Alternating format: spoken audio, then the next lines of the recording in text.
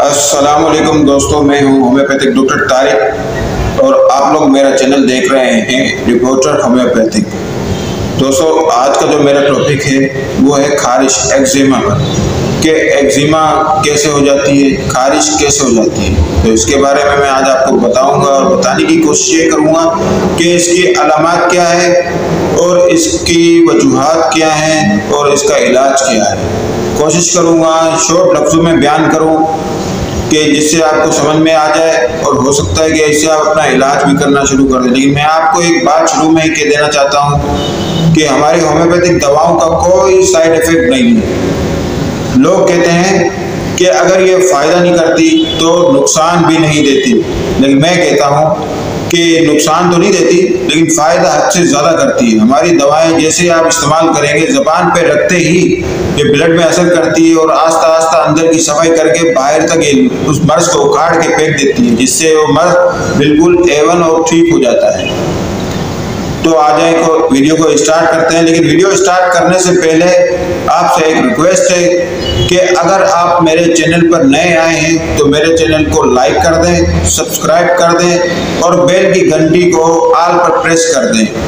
अब मैं शुरू करता हूं अपने अल्लाह पाक का नाम लेके। खारिश के बारे में मैं आपको बताता हूं कि खारिश को हम अंग्रेजी में परवाइटिस कहते हैं। बाज़ लोग इसको मुख्तलिफ किस्म के नाम से पुकारते हैं। बाज़ लोग इसे कहते हैं कि खुजली, बाज़ लोग कहते हैं कि खारिश और बाज़ लोग कहते हैं एक्जिमा। खारिश जब इंसान को होती है, किसी भी एक नॉर्मल फर्द को, तो उसको मुख्तलिफ किस्म का दर्द भी हो जाता है।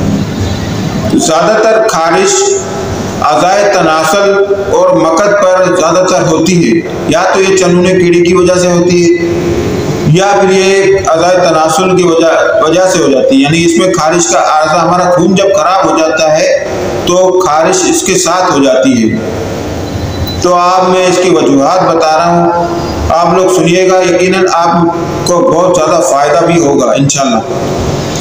तो नंबर एक है ये वजह कि अगर किसी मरीज को कैंसर का मर्ज हो या उसको कैंसर का मर्ज लाक था पहले कभी, अब वो ठीक है, उसको भी खारिश हो सकती है जिस्म के किसी भी हिस्से पर। नंबर दो, किसी इंसान को कोई भी ऐसा फर्द हो, चाहे वो औरत हो, चाहे वो मर्द हो, चाहे वो बच्चा, जब उसको बवासीर हो यानी कि पाइल्स जिसे हम कहते हैं, वो अगर खुदा ना खास्ता किसी इंसान को हो या किसी औरत को हो तो इसकी वजह से उसको बार बार उस जगह पर खारिश होती है और बार बार वो खुजाता रहता है। नंबर तीन, ऐसी औरत जो प्रेगनेंसी हो या जिसको हमल हो और हमल के दौरान भी उसको खारिश का ज़्यादातर हमला होता है।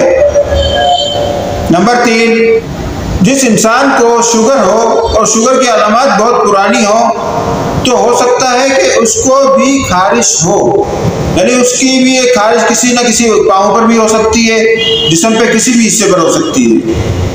नंबर 6, नफ्सियाती बीमारी के बाद, यानी जो पागलपन हो, जिसको जो महसूस करे कि वो काटने वाली कंडीशन हो, यानी कि मारने वाली और चबोने वाली हो कंडीशन, तो उसको भी खारिश हो सकती है, यानी ये हमला उस इंसान को भी हो सकता है। सोराइसिस के बायस भी खारिश हो जाती है। सोराइसिस क्या है, इसके लिए एक अलग से वीडियो में आपको बनाकर दूंगा कि सोराइसिस क्या है और क्यों होती है, क्यों इसकी वजह से खारिश क्यों होती है।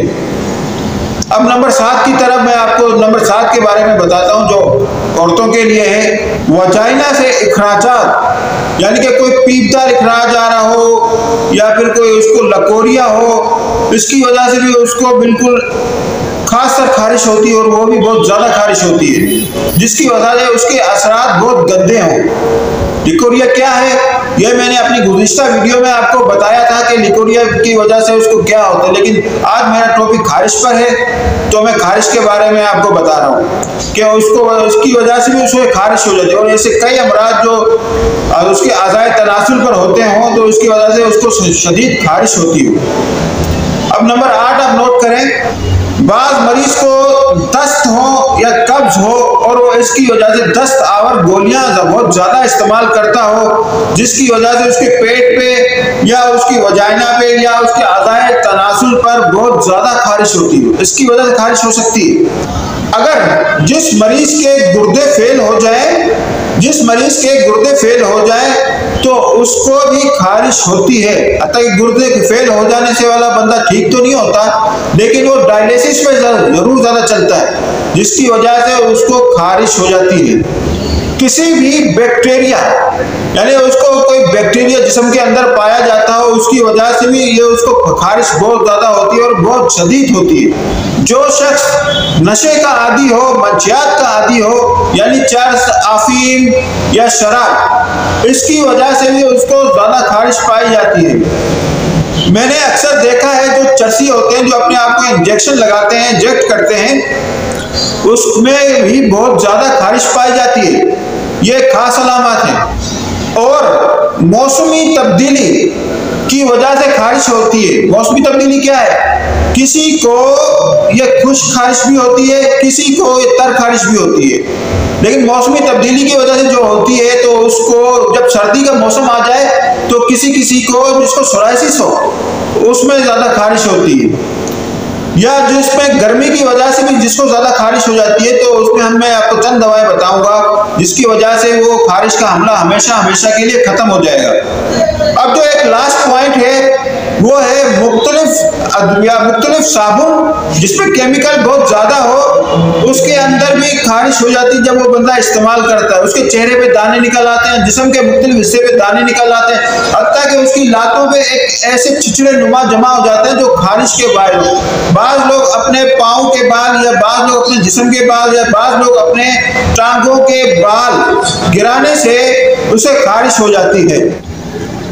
अब इसकी मैं आपको ट्रीटमेंट बताता हूँ कि इसका ट्रीटमेंट क्या है। होम्योपैथी में कौन सी ऐसी दवाएं हैं जो उसको बहुत जल्दी फायदा होती है। लेकिन मैं आपको जो भी खारिश के इंसानात हैं, यानी जिनको भी खारिश होती है, उसकी मैं आपको थोड़ी सी अलामत बताता हूँ कि उसके जिस्म में क्या अलामत पाई जाती है।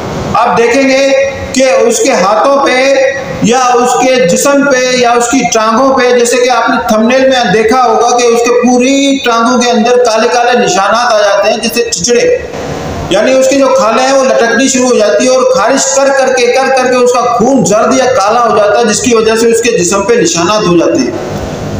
और हमें किसी अच्छे डॉक्टर को भी दिखाना चाहता है, लेकिन अच्छे डॉक्टर को दिखाने से पहले मैं आपको चंद ऐसी दवाएं, 3 दवाएं बताता हूं जो होम्योपैथिक में बड़ी जबरदस्त है और खारिश की एवन है, औरतों के लिए भी और मर्दों के लिए भी और बच्चों के लिए। सल्फर एक ऐसी दवा है जिसको अगर हम इस्तेमाल कराएंगे तो उसकी खारिश का हमला बहुत ज्यादा कम हो जाएगा। सल्फर कौन से पावर में लें और कहां से मिलेगी, ये मैं आपको बताऊंगा। सल्फर 30 पावर में या 200 पावर में अगर हम किसी मरीज को इस्तेमाल कराएंगे तो उसकी मरीज का जो हमला है खारिश का, वो बहुत ज्यादा खत्म हो जाएगा। ये आपको होम्योपैथिक स्टोर से या जर्मनी स्टोर से आपको बआसानी दस्तयाब हो जाएगी। और आप देखिएगा कि उसके ऊपर ये लिखा होगा कि श्वाबे कंपनी, ठीक है, या फिर जर्मनी कंपनी उसमें लिखा होगा, तो वो बिल्कुल आपको ओरिजिनल मिलेगी। या आप उसको दिन में 3 टाइम इस्तेमाल कराएंगे तो उसकी जो खारिश का हमला है वो बहुत जल्द खत्म हो जाएगा। और यह खारिश ये आम लोगों में भी पाई जाती है। दूसरी जो दवाई है इसकी वो है कैलेडियम। कैलेडियम हम कौन से पावर में देंगे? कैलेडियम हम देंगे 30 पावर में। जब हम लोग उसको 30 पावर में इस्तेमाल कराएंगे तो ये उस मरीज को देंगे जिसके आज़ाए तनासुल पेनस पर ज्यादा खारिश होती हो, बार बार वो उस पर खुजाता रहता है। लोग बोलते हैं कि क्यों खुजा रहे हो, बोले हमारे यहाँ पर दाने निकले हुए जिसकी वजह से खुजाता है। तो ये इस सूरत में इसको ये दवा बिल्कुल आसानी से इस्तेमाल करा देनी चाहिए। नंबर 3 और जो आखिरी दवा है जो सबसे बेहतरीन है खारिश की दवाई, वो है सीपिया 30। ये हम औरतों को इस्तेमाल कराएंगे। औरतों में के वजाइना या आसान अल्फाज में बोलूं के आज़ाए तनासुल, हम इस सूरत में उसको ये दवा बिल्कुल आसानी से इस्तेमाल कराएंगे, क्योंकि उसको इस्तेमाल कराने से इसकी ये बीमारी, खारिश की जो बीमारी है वजाइना में, वो बिल्कुल खत्म हो जाएगी। तो ये थी मेरी आज की वीडियो। यकीनन आपको बहुत पसंद आई होगी। और जिस किसी मरीज को ये खारिश की बीमारी हो तो आप उसको ये आसानी से इस्तेमाल करा सकते हैं। मुझे इजाज़त दें। होम्योपैथिक डॉक्टर तारिक को और मेरे चैनल को ज़रूर सब्सक्राइब भी ज़रूर कीजिएगा। अल्लाह ताला आपका हामी और नासिर हो। अल्लाह हाफ़िज़।